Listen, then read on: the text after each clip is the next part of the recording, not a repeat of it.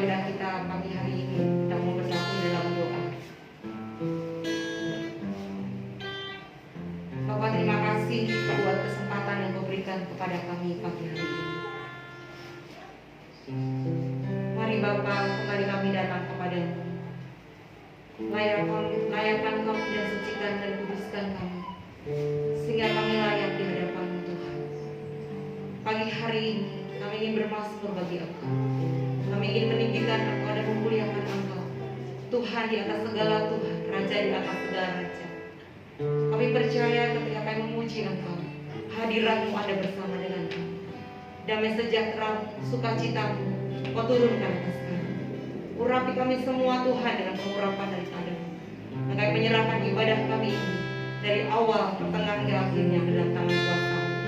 Di dalam nama Tuhan Yesus Kristus kami berdoa dan mengucap syukur. Haleluya. Amin. Mari pagi hari ini kita membawa hidup kita. Kita menyadari bahwa semua karena kasih Tuhan, semua karena kemurahan Tuhan.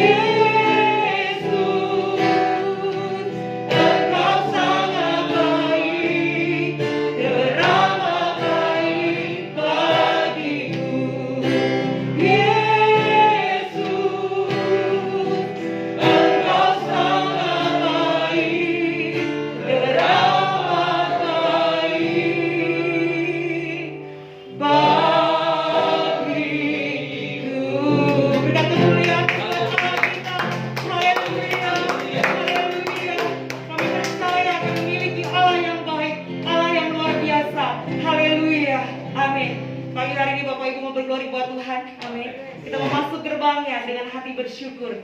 Haleluya. Mari bersorak-sorai bersama-sama dengan saya. Bukan bersama dengan saya. Masuk gerbangnya bersyukur. Haleluya.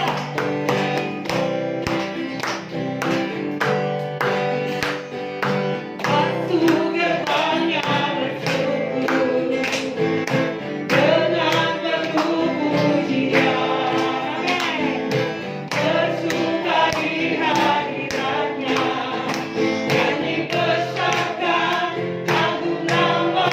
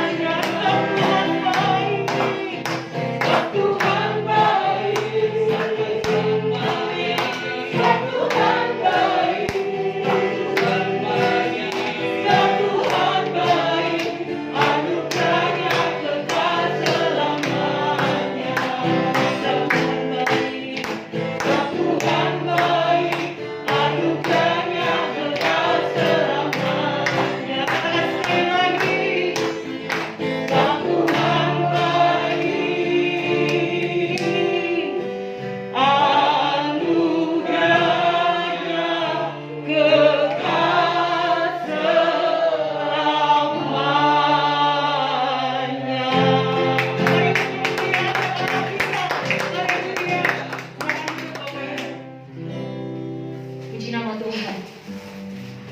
Mazmur pasal 121 ayat 1 sampai 2. Demikian firman Tuhan. Aku melayangkan mataku ke gunung-gunung. Dari manakah akan datang pertolonganku? Pertolonganku ialah dari Tuhan yang menjadikan langit dan bumi. Bapak Ibu Saudara, kemana kita akan pergi dengan situasi keadaan seperti ini? Selain kita datang kepada Tuhan. Sebab dialah batu penjuru, sebab dialah kekuatan kita. Haleluya. Sebab itu kita perlu Tuhan dalam setiap kehidupan kita. Haleluya. Haleluya.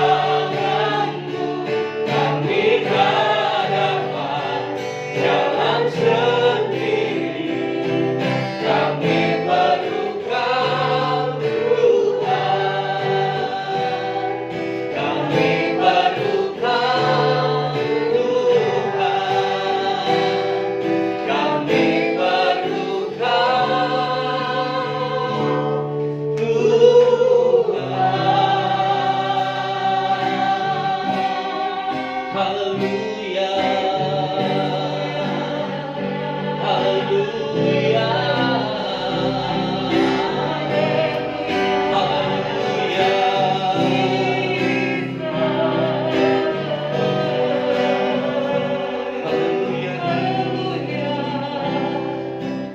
Hanya di dalam-Mu kami bisa menemukan kasih yang sejati.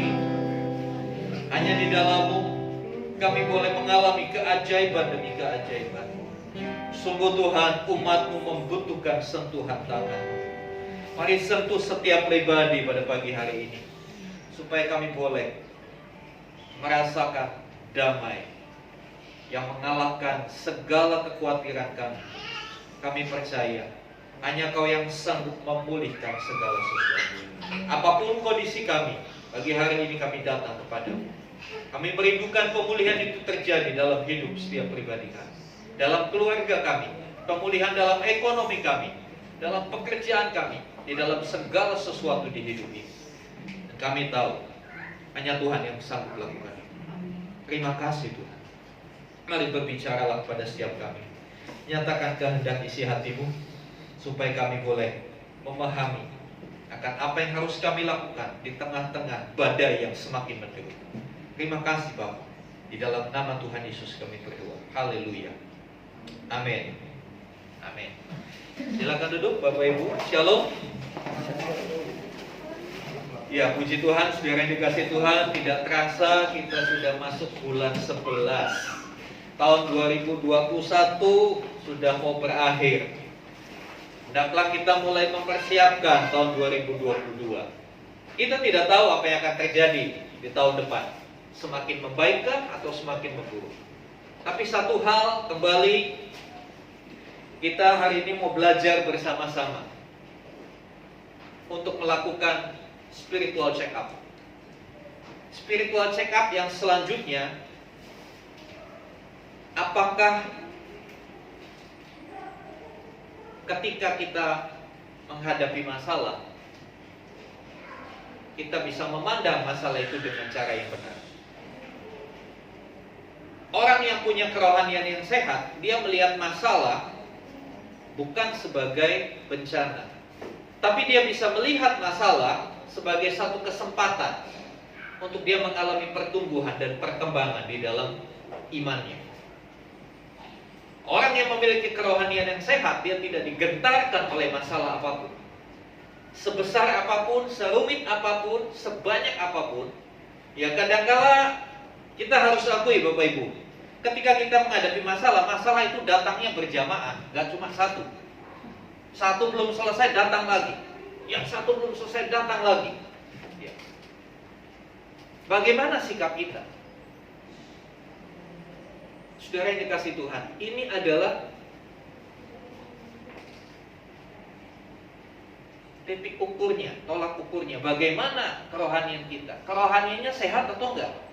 Yaitu ketika dia menghadapi masalah. Kalau dalam keadaan semua baik, ya semua orang Kristen sama, semua haleluya semua. Semua nyanyinya penuh semangat. Tapi bagaimana ketika dia dihadapkan kepada masalah-masalah?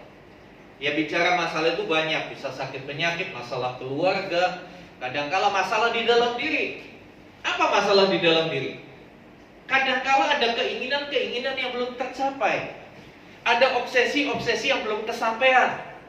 Bahkan ada ambisi-ambisi yang harus tertunda. Itu banyak kali membuat orang stres, membuat orang gelisah. Nah, saudara yang dikasih Tuhan, hari ini kita mau belajar bagaimana kita bisa menyikapi masalah itu dengan benar. Bagaimana kita menghadapi persoalan-persoalan kehidupan dengan cara yang bijaksana. Mari kita membuka di dalam surat Yakobus 1 ayat yang kedua. Surat Yakobus di dalam Perjanjian Baru, ya. Yakobus 1 ayat yang kedua. Ada satu statement yang mungkin membuat kita tercengang atau kita memeriksa lebih lanjut. Benar nggak sih ayatnya begitu? Mari kita baca sama-sama. Yakobus 1 ayat yang kedua. Hitungan ketiga, kita mulai 1, 2, 3. Saudara-saudaraku, anggaplah sebagai suatu kebahagiaan apabila kamu jatuh ke dalam berbagai-bagai pencobaan.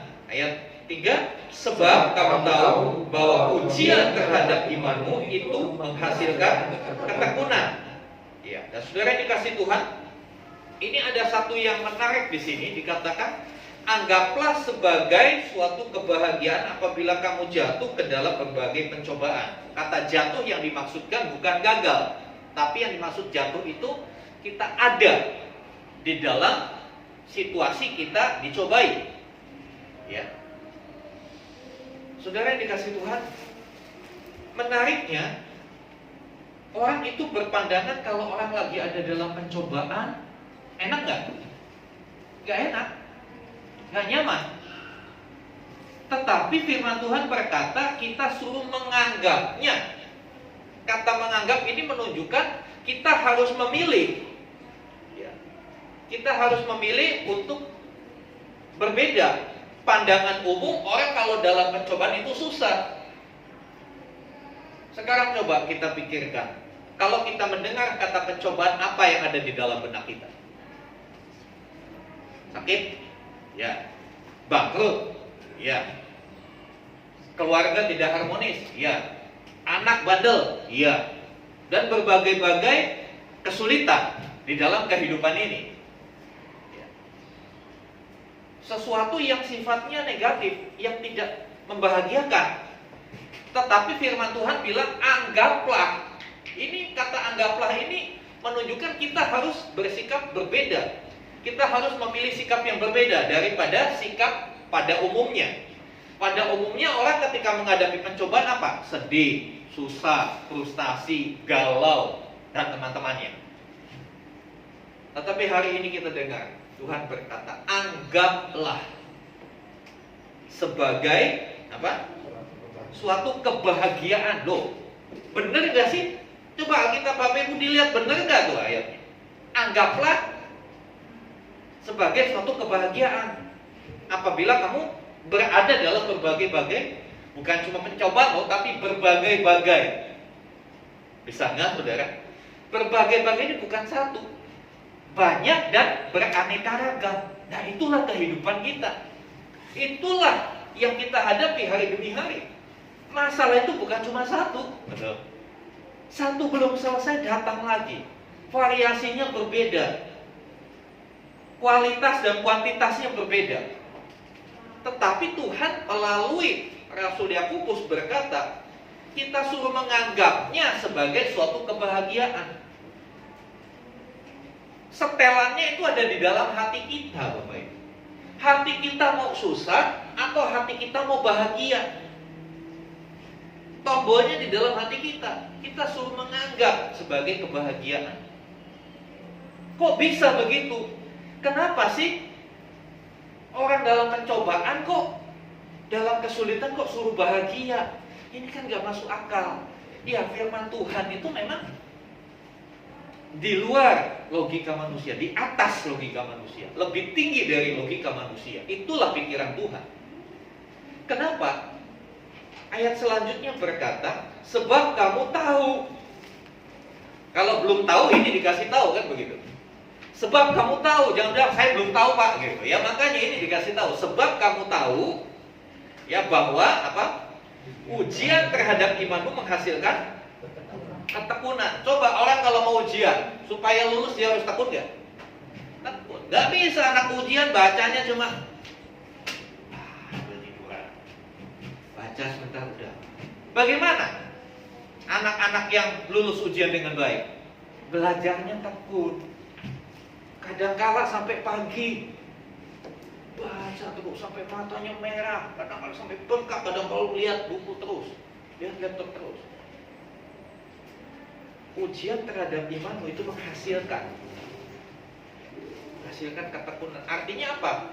Dalam proses kita diuji, disitulah proses ketekunan itu terjadi. Karena kalau kita bicara masalah tekun, itu bicara masalah satu periode waktu yang tidak singkat. Kalau baru sebentar itu bukan tekun, itu sambil lalu. Tapi orang yang tekun, dia akan terus menerus. Ada dua hal di dalam kata tekun. Di dalam kata tekun itu ada konsisten, tidak berubah.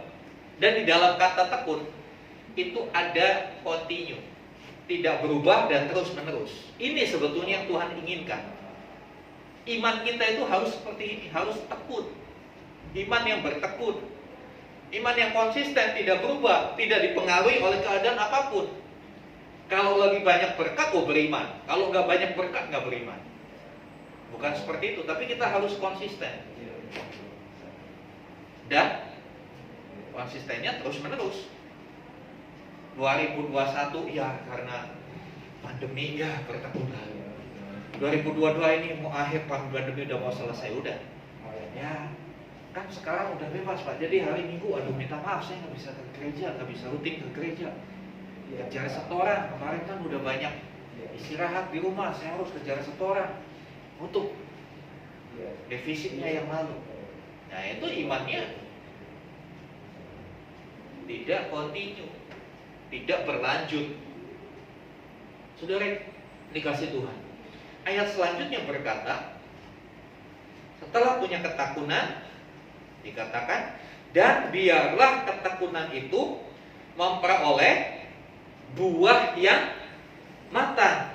Nah tujuannya diperhatikan, supaya kamu menjadi sempurna, utuh, dan tak kekurangan suatu apapun.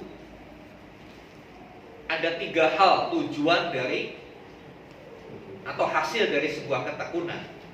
Hasilnya kamu menjadi sempurna, kamu utuh, dan tak kekurangan suatu apapun. Apa yang dimaksud ini? Kalau kita melihat judulnya, ini judulnya iman dan hikmat. Apa yang sempurna? Yang sempurna iman kita. Iman kita masih sempurna. Pengertian sempurna itu mencapai standarnya Tuhan. Itu sempurna. Kenapa kalau anak-anak sekolah ujian nilai tertinggi berapa? 100. Kalau dapat 100, gurunya tulis excellent, ya kan? Suka dikasih tulisan kan excellent, sempurna. Artinya apa? Ya mencapai standar tertinggi, standarnya Tuhan. Nah, iman kita harus mencapai standarnya Tuhan. Bukan hanya biasa-biasa saja.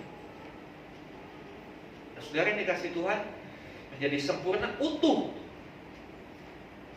Iman itu bukan hanya pada saat kita di gereja. Iman itu juga harus dinyatakan pada saat kita di luar gereja. Di tengah keluarga, iman itu harus dinyatakan. Di tengah pekerjaan, iman juga harus dinyatakan. Di lingkungan masyarakat di mana kita ada, kita juga harus menyatakan iman. Itulah iman yang utuh. Secara keseluruhan, nggak terbagi-bagi. Banyak orang kalau di gereja beriman luar biasa, tapi di tengah pekerjaan, yang lain korupsi ngikutan, yang lain curang ikutan curang. Ini bukan iman yang utuh. Iman yang terbagi-bagi. Dan tak kekurangan suatu apapun.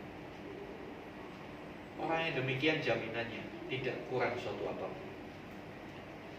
Standar kurang itu kadangkala dunia punya standar yang berbeda. Kecukupan itu bicara soal sesuatu yang sangat subjektif. Buat saya makan nasi bungkus 1 itu sudah cukup, bahkan lebih dari cukup. Tapi buat orang lain kurang. Buat saya makan pagi sama telur 1 sudah cukup. Tapi buat orang lain nggak bisa Pak, kurang Pak, harus ada dagingnya, harus ada ininya, harus ada macam-macam. Lalu apa yang dimaksud tak kurang suatu apa? Masalah kurang atau cukup itu kembali adanya di hati. Apakah hati kita bisa cukup dengan apapun yang kita alami, atau selalu kurang? Nanti kita melihat di ayat-ayat selanjutnya. Apa sebetulnya yang membuat orang akhirnya jadi galau ketika ada persoalan? Apa sebetulnya yang membuat orang tidak bisa menganggap pencobaan itu sebagai suatu kebahagiaan? Orang tidak bisa menganggap pencobaan sebagai kebahagiaan karena dia hanya fokus kepada masalahnya, kepada pencobaannya. Dia tidak melihat di balik itu ada apa. Dan surat 1 Yakobus ini, Yakobus pasal 1 ini menarik. Ada dua kata yang seringkali ketukar-tukar.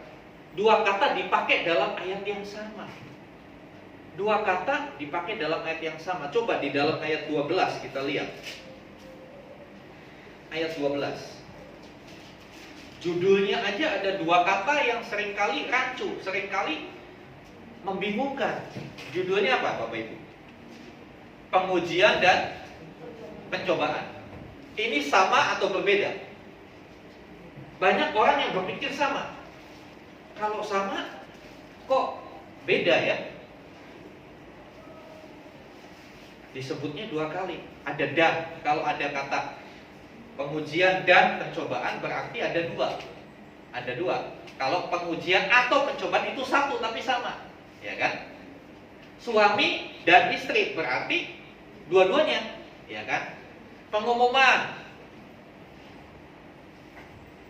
buat para istri dan para suami berarti suami iya, istri iya, dua-duanya masuk. Tapi suami atau istri, nah ini boleh suami, boleh istri, boleh pilih salah satu.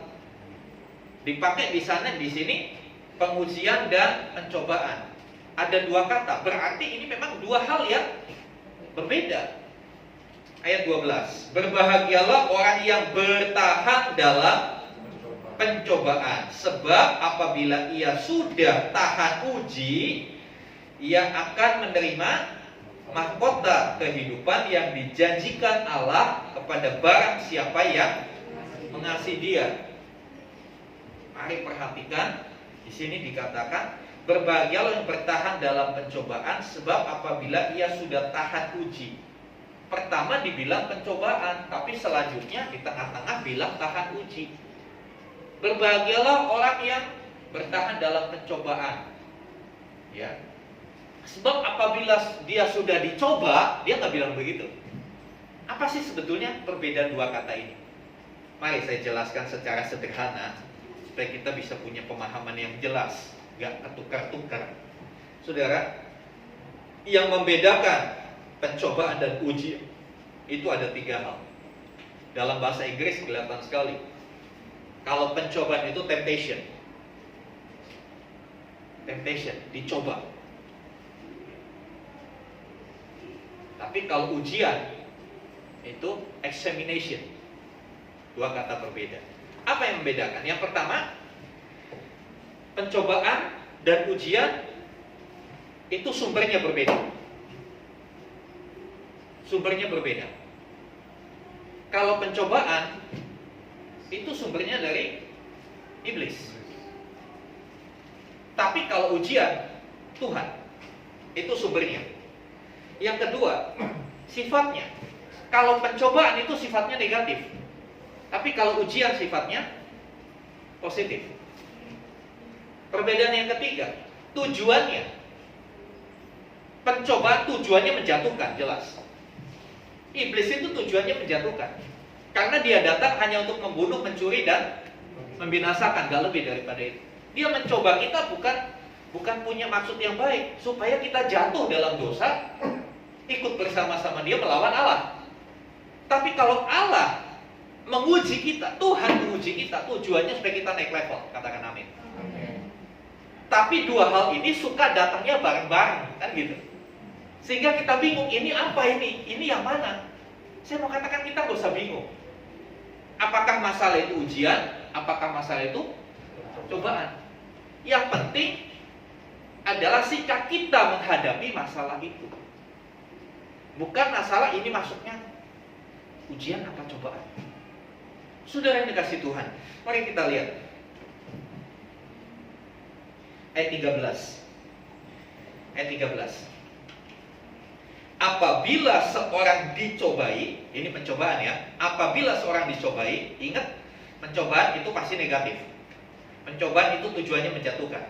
Pencobaan itu dari jahat. Dikatakan, apabila ia dicobai, janganlah ia berkata, pencobaan ini datang dari Allah. Nah, kadang-kala kita berpikir seperti ini. Ini jelas-jelas tidak perlu penafsiran macam-macam, sudah salah. Janganlah dia berkata pencobaan ini dari Allah.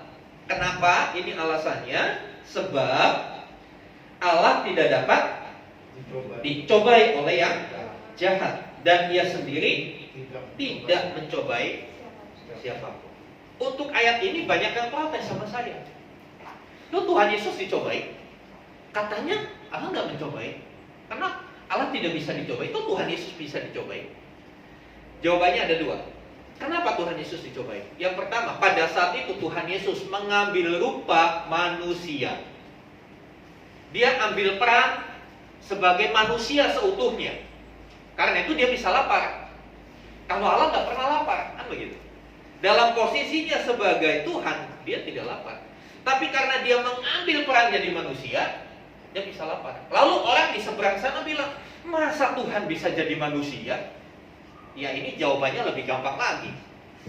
Kamu percaya nggak Tuhan Maha Kuasa? Kalau Tuhan Maha Kuasa, jangan jadi manusia, jadi kucing aja bisa. Orang dia Tuhan, apa aja bisa. Kok kamu repot amat? Jadi sekali lagi, kenapa Tuhan Yesus kok dicoba di padang gurun? Ya karena pada waktu itu dia mengambil rupa, memposisikan dia manusia 100%. Dengan tujuan apa kok dia masuk pencobaan? Dia mau kasih tahu sama manusia, sama murid-muridnya, sama pengikutnya, bahwa Yesus pun bisa dicoba. Yesus pun mengalami pencobaan dan dia menang. Sehingga kita bisa belajar caranya menang bagaimana, kan gitu. Saudara yang dikasih Tuhan, seorang atlet tinju, ya, sebelum dia tanding, dia harus lihat dulu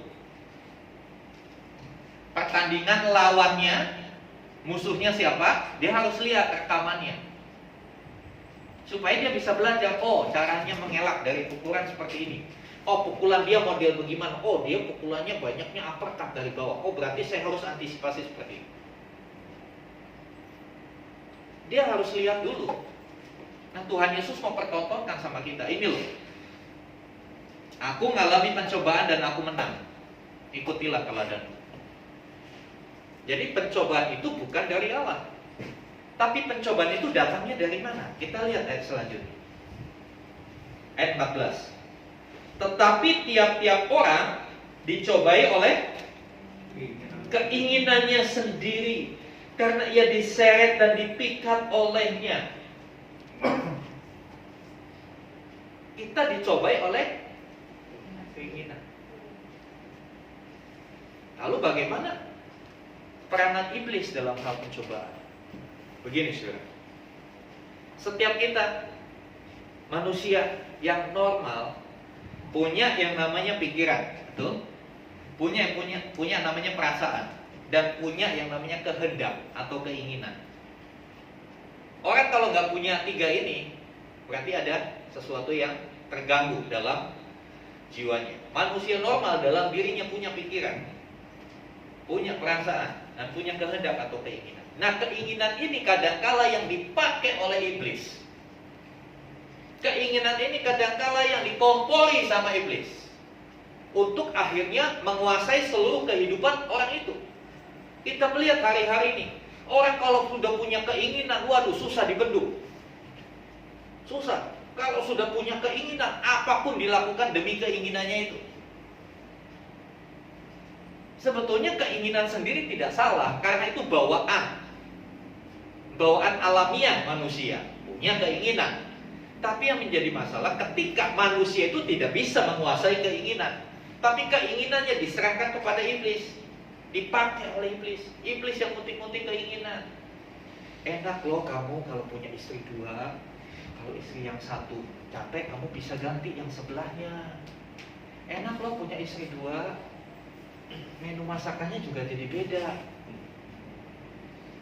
Keinginannya dikompori, dirusak oleh si jahat. Nah, saudara yang dikasih Tuhan, dikatakan di sini, setiap orang dicobai.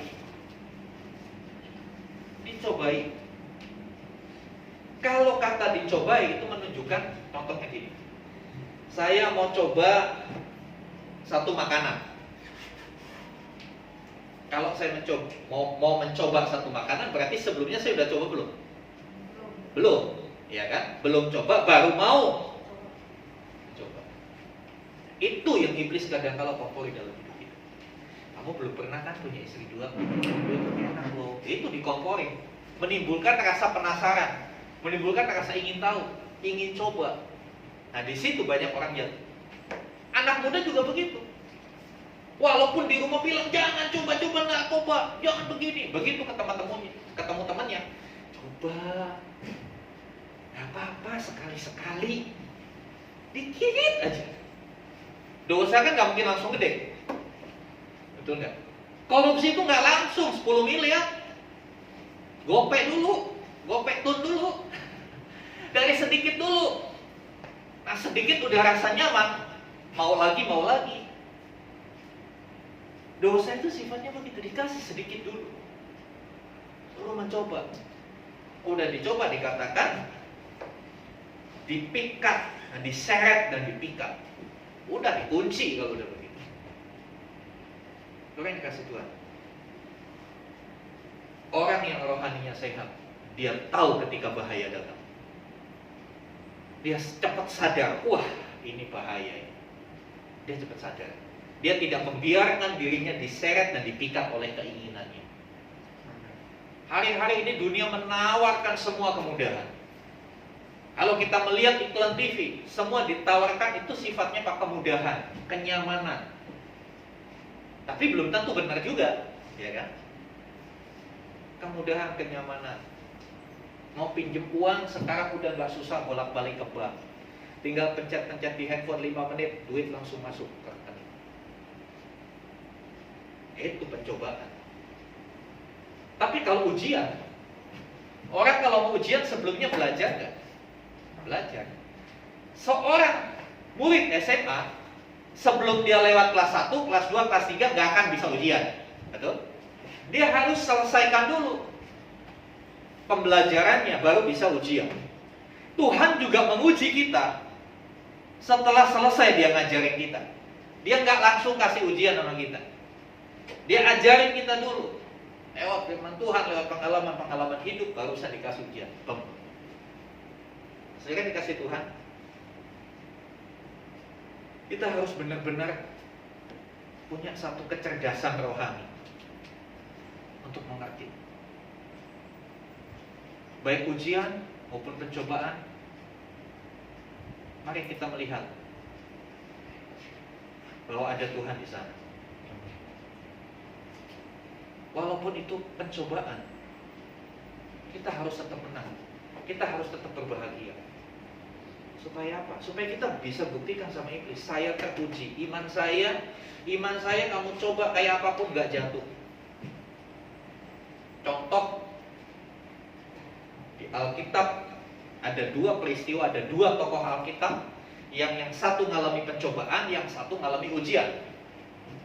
Yang ngalami ujian jelas Abraham. Abraham diuji sama Tuhan untuk menyerahkan Ishak anaknya. Kalau menyerahkan berarti dari yang punya jadi tidak punya. Betul? Nah sebelum punya Ishak, Abraham kan pernah ngalami gak punya anak. Abraham itu mendapatkan Ishak umur 100 tahun, 25 tahun dia menunggu janji Tuhan. Itu bukan kurun waktu yang singkat. Nah di sini dikatakan tadi, ayat yang kedua, ketekunan. Abraham sudah belajar tentang artinya ketekunan, bertekun mempercayai Tuhan. Ada di sini doa sampai 25 tahun belum dijawab. Paling 25 hari juga udah dijawab Tuhan. Kenapa mau menyerah? Abraham 25 tahun nunggu janji Tuhan. Seolah-olah Tuhan kok tarsok ya. Kok Tuhan nunda-nunda? Tapi itulah proses pertumbuhan iman, proses belajar. Setelah Tuhan lihat ini prosesnya udah selesai nih belajar, mulai datang saatnya ujian. Imam Abraham diuji, naik ke gunung, persembahkan anakmu bagi. Dia sudah belajar. sehingga dia bisa lulus ujian itu. Kalau dia belum belajar, nggak mungkin lulus. Nggak mungkin lulus. Nah, saudara dikasih Tuhan. Makanya dalam proses belajar kita dengan Tuhan, belajarlah dengan tekun. Belajarlah dengan sungguh-sungguh. Supaya ketika datang ujian, kita lulus. Belajarlah dari Alkitab, baca Alkitab dengan tekun. Supaya ketika datang ujian kita tahu, oh jawabannya ini, oh jawabannya ini. Tapi kalau ini gak pernah dibaca, gimana kita bisa tahu? Ya kita kerjain sih, kita lakukan, tapi salah. Sehingga harus remedial, kan begitu. Kenapa banyak orang Kristen kerohaniannya tidak naik-naik? Ya kebanyakan remedial. Kenapa remedial? Kurang belajar, kurang bertekun dalam belajar. Maunya cepat, maunya instan. Zaman sekarang kan zaman instan. Pinginnya iman juga instan, langsung tumbuh. Nggak bisa, harus lewat proses. Kalau pencobaan, contoh orang yang mengalami pencobaan, Ayub. Bacaan kita yang rajin mengikuti renungan pagi, bacaan kita baca kitab Ayub. Pasal-pasal awal, dia benar-benar itu pencobaan itu ngeri. Siapa yang mencobai dia? Iblis. Tetapi ada catatannya, seizin Tuhan. Seizin Tuhan. Iblis juga nggak bisa seenak sendiri. Dia harus lapor dulu. Tuhan izinkan nggak? Dan satu ayat yang menarik buat kita adalah 1 Korintus 10 ayat 13. 1 Korintus 10 ayat 13. Tolong saudara Niki bacakan. 1 Korintus 10 ayat yang ke-13.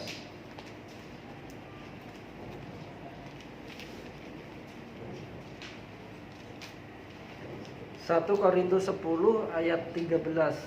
Pencobaan-pencobaan yang kamu alami ialah pencobaan-pencobaan biasa. Stop dulu. Pencobaan-pencobaan yang kamu alami adalah pencobaan Biasa. Pencobaan Biasa. Tapi kadang-kala kita ngomongnya luar biasa kan. Jangan ubah Alkitabmu.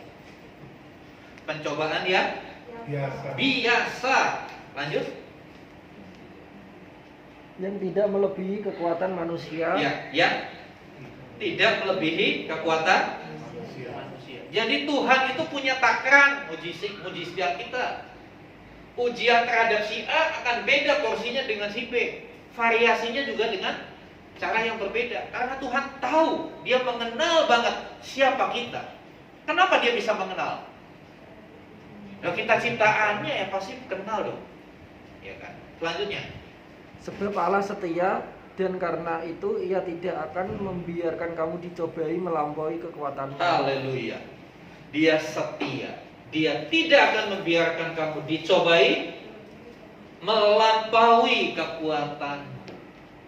Lanjut.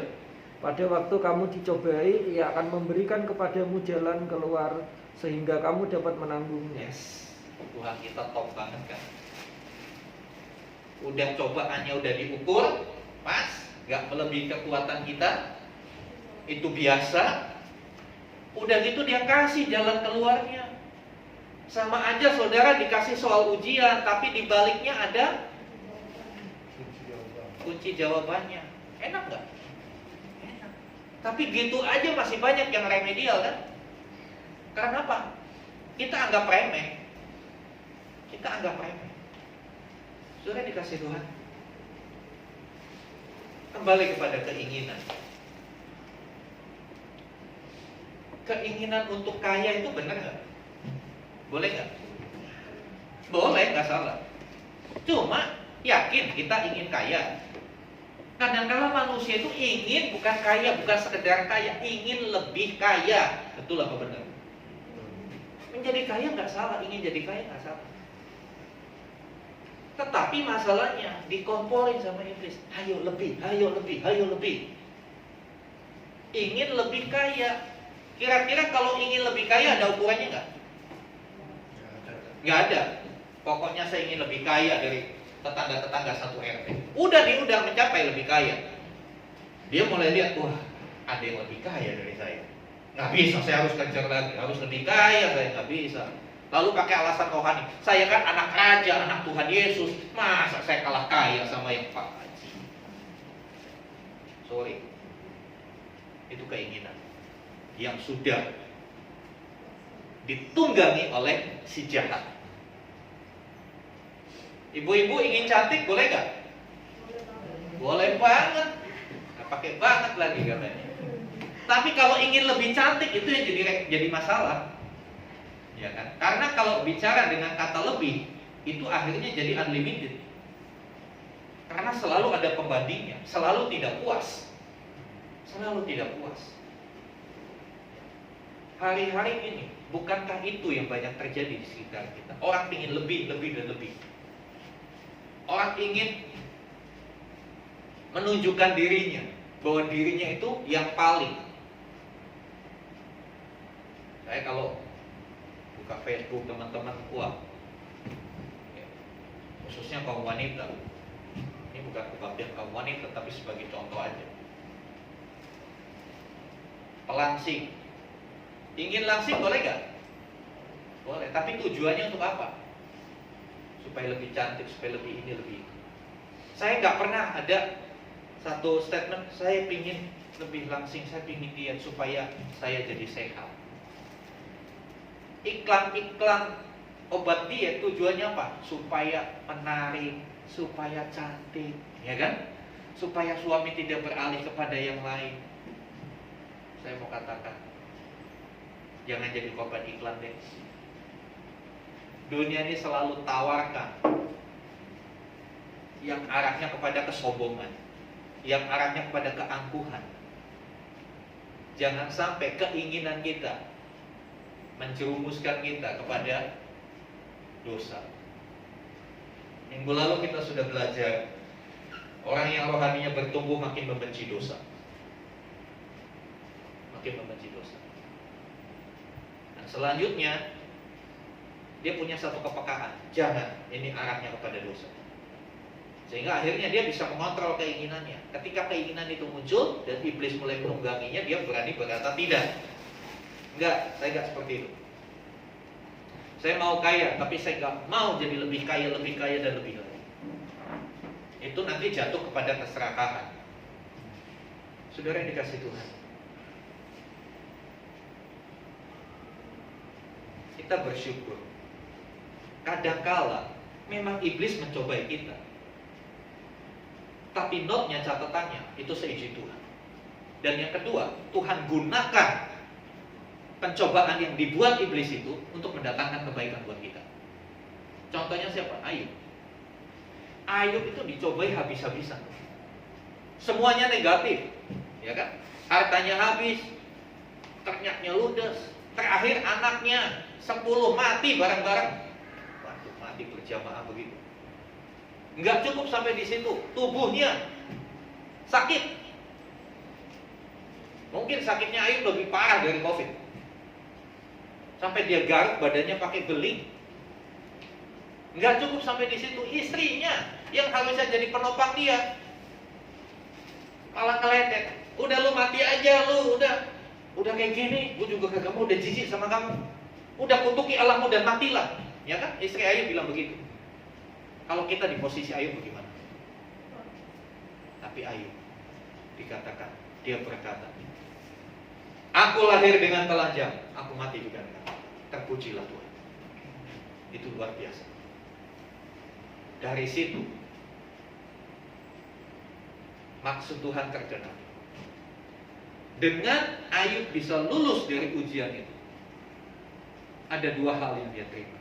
Yang pertama, pengenalannya akan Allah makin. Coba lihat satu ayat. Ayub 42.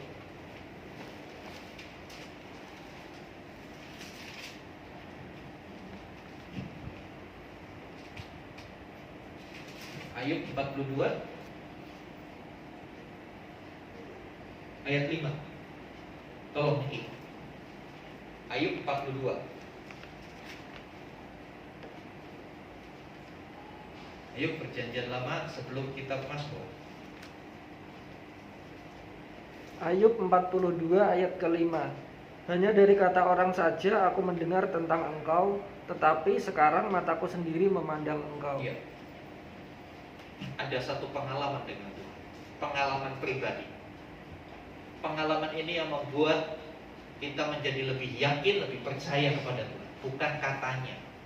Dikatakan, hanya dari kata orang saja aku mendengar tentang engkau, tetapi sekarang mataku sendiri memandang engkau. Ada satu pengalaman pribadi. Pencobaan diizinkan Tuhan supaya kita mengalami Tuhan secara pribadi. Bagaimana Tuhan menolong kita, bagaimana Tuhan melepaskan kita dari keinginan-keinginan yang akhirnya membinasakan kita. Dan yang kedua, selain Ayub sendiri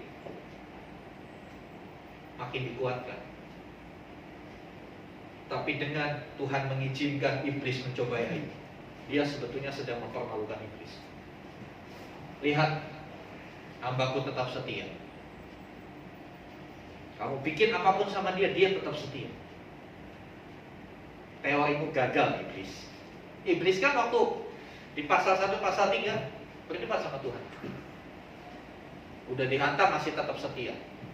Hartanya habis dia tetap setia. Pasal 2 aku nggak salah. Ya. Iblis bilang, iya Tuhan lindungi tubuhnya. Coba Tuhan, tubuhnya sakit, pasti nyakali Tuhan. Tuhan bilang, silakan tes tubuhnya dia. Dia tetap setia. Tuhan akhirnya bilang, teorimu salah kan? Teorimu salah. Minggir.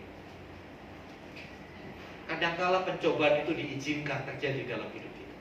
Yang pertama, untuk membuat kita mengalami Tuhan secara pribadi, bukan hanya kata orang. Yang kedua, pada akhirnya kita menjadi percontohannya Tuhan. Kita jadi contoh. Ini loh, lihat nih keluarga ini. Artinya hidup kita jadi berkat buat orang. Pencobaan. Ketika kita sudah tahan uji, kita menang, kita lulus dari ujiannya Tuhan.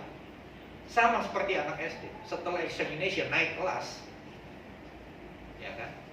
Naik kelas atau naik level. Bapak Ibu, rindukan kita naik level di hadapan Tuhan? Mari tekun dalam belajar supaya ketika ujian itu datang, kita bisa menyelesaikan dengan baik. Gak harus remedial. Kita bisa selesaikan dengan baik, dengan waktu yang tepat, sehingga kita tidak berlama-lama. Kita bisa naik dan terus naik. Saudara yang dikasih Tuhan, pertumbuhan itu ya harus ada perubahan. Rohani yang bertumbuh, rohani yang sehat, dia harus ada perubahan. Dan salah satu alat yang dipakai Tuhan untuk membuat kita bertumbuh adalah pencobaan dan ujian. Itu, kalau boleh saya katakan, itu memaksa kita untuk kita benar-benar bertumbuh. Memaksa kita untuk kita benar-benar memacu diri, tidak santai dalam hidup. Banyak kali orang, ya udahlah, jalani aja hidup, mau gimana lagi. Tuhan gak ingin hidup kita yang seperti itu. Tuhan mau hidup kita itu meningkat terus. Dan pada akhirnya, hidup bisa memuliakan. Amin. Mari sama-sama kita bangkit berdiri, kita datang kepada Tuhan.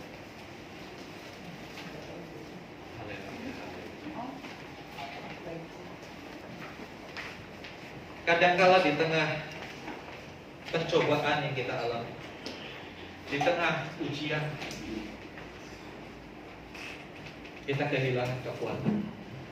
Sepertinya semua buntu, sepertinya semua jalan tertutup. Saya mau sampaikan satu hal kepada kita. Seperti 1 Korintus 10 ayat 13 tadi berkata, Dia adalah setia dan adil. Dia akan memberikan jalan keluar supaya kita bisa menanggung.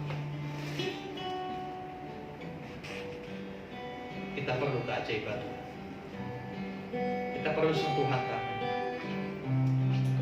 Kita harus sadar kita tidak dapat jalan sendiri. Kita perlu Tuhan. Mari naikkan pujian. Kemanakah kami mencari kasih sejati?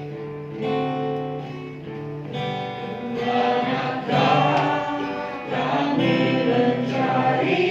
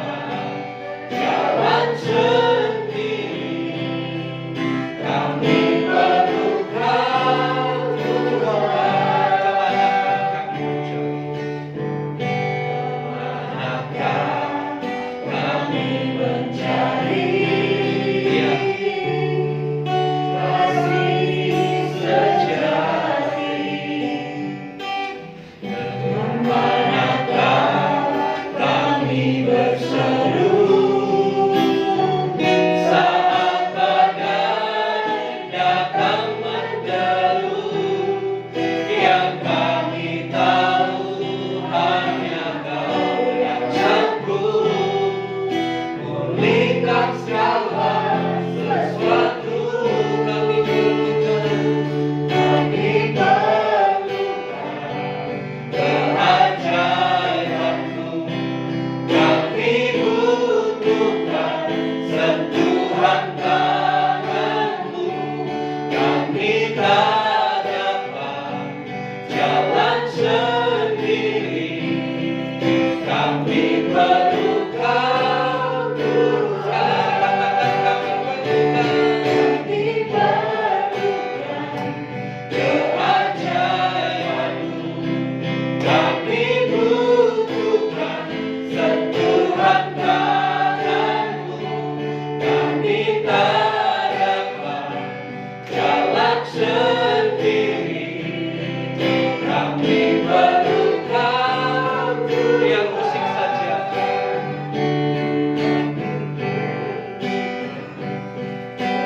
Apakah hari-hari ini kita ada di tengah-tengah pencobaan? Apakah saudara memerlukan keajaiban Tuhan dalam hidup? Mari berseru pada Tuhan. Sadari tanpa Tuhan kita bukan apa-apa. Tanpa Tuhan kita tidak bisa apa-apa. Kami perlu Tuhan. Ya, itu adalah kebenaran. Kita perlu Tuhan. Tanpa kita, Dia tetap Tuhan. Tapi tanpa Tuhan, siapa kita? Kita bukan siapa-siapa. Kami perlukan keajaiban. Biar ini menjadi doa kita pagi hari ini. Engkau yang perlu keajaiban Tuhan, angkat tanganmu kepada Tuhan. Kami tak, ya biar ini pengakuan kita di hadapan. Katakan, kami perlu Kau Tuhan. Sekali lagi katakan, kami perlu Kau. Kami perlukan keajaiban-Mu, kami butuhkan sentuhan tangan-Mu. Kami tak dapat jalan sendiri, kami perlu Kau Tuhan. Kami perlu Kau Tuhan. Sekali lagi, kami perlu Kau Tuhan. Haleluya. Kami perlu keajaiban-Mu di tengah pencobaan, di tengah berbagai masalah, di tengah badai yang datang menderu, persoalan yang datang silih berganti, tidak pernah henti. Kami tidak sanggup lagi, Tuhan.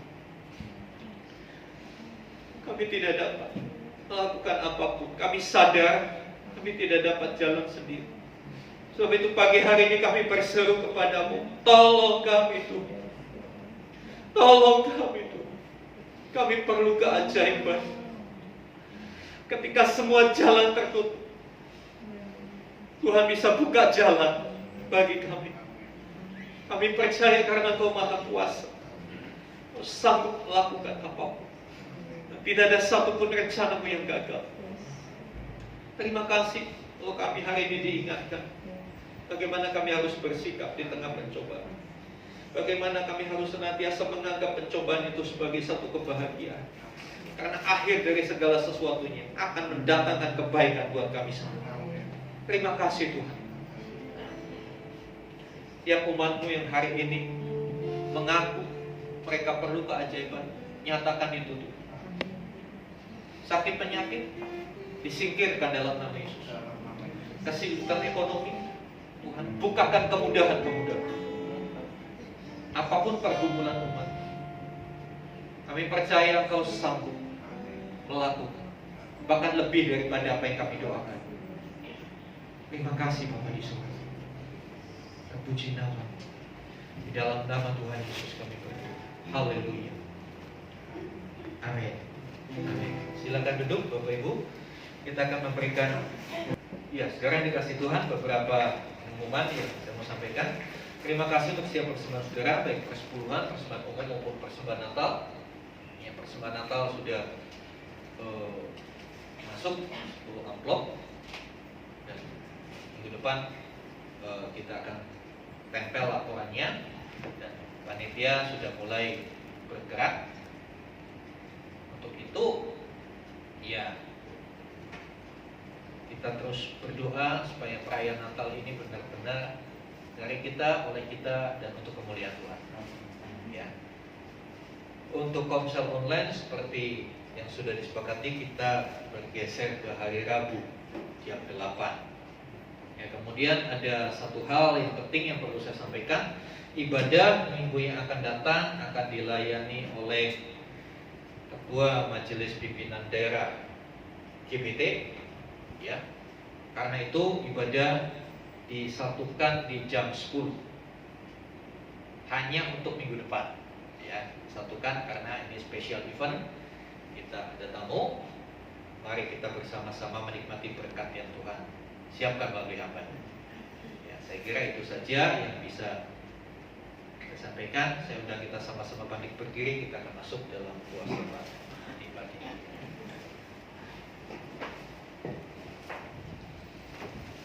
Haleluya. Bapa kami surga, kami mengucap syukur, terima kasih padamu atas penyertaan Tuhan sepanjang ibadah kami pada pagi hari ini. Terima kasih buat firman Tuhan yang sudah menguatkan kami. Terima kasih Tuhan. Kami memulaikan doa-doa sama kami, Tuhan. Kami bersyukur untuk bangsa dan negara kami, Tuhan. Kami bersyukur karena COVID sudah semakin melandai, Tuhan. Iya, Tuhan. Terima kasih. Bersyukur karena Tuhan Allah menjawab setiap doa kami, sehingga setiap jajaran petugas Tuhan sudah tertangkap melakukan hal yang baik, yang benar, Tuhan. Dan Tuhan, kami juga berdoa Tuhan supaya tidak ada varian baru lagi, Tuhan, sehingga tidak ada klaster baru, Iya, sehingga kehidupan akan semakin kembali normal, Tuhan. iya.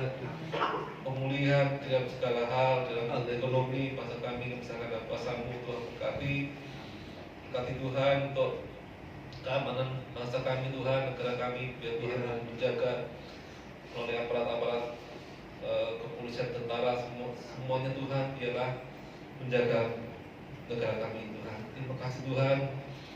Kami serahkan dan kuasa-Mu berkati pemimpin tertinggi kami, Bapak Presiden dan Wakil Presiden serta jajaran menteri dan pembantu-pembantu yang lainnya, berkati mereka dengan hikmat daripada Tuhan, sehingga mereka dapat memimpin bangsa ini, Tuhan, dengan baik. Terima kasih Tuhan. Kami berdoa untuk gereja tempat ini, biarlah Tuhan berkati gereja Tuhan supaya membawa dampak bagi kami, bagi lingkungan di tempat kami. Kerinduan kami Tuhan untuk memiliki sebidang tanah, Tuhan.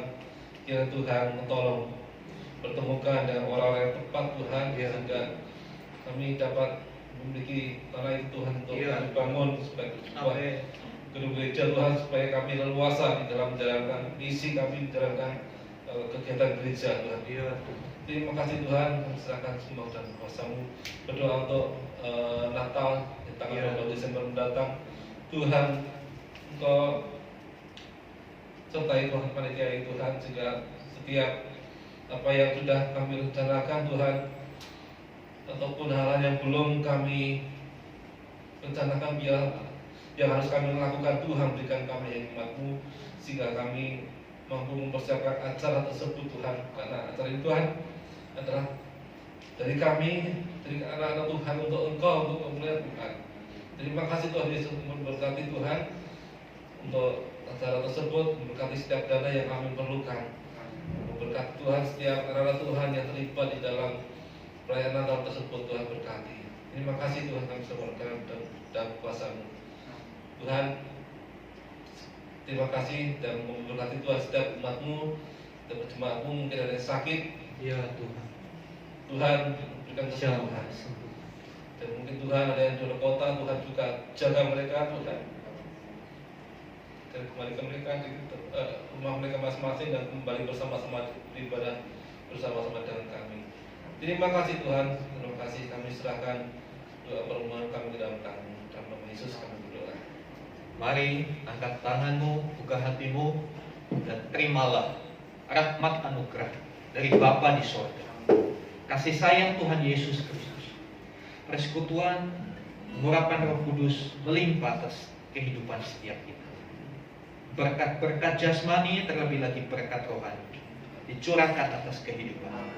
Dan jadilah berkat dimanapun Tuhan menempatkan kita. Karena itu pergilah, jadikanlah semua bangsa muridku, dan baptislah mereka dalam nama Bapa dan Anak dan Roh Kudus, dan ajarlah mereka melakukan segala sesuatu yang telah kuperintahkan kepadamu. Dan ketahuilah aku menyertai kamu senantiasa sampai kepada akhir zaman. Demikian Tuhan Yesus akan datang kali yang kedua, menjemput kita semua, membawa kita masuk dalam kebahagiaan kekal bersama dengan Dia.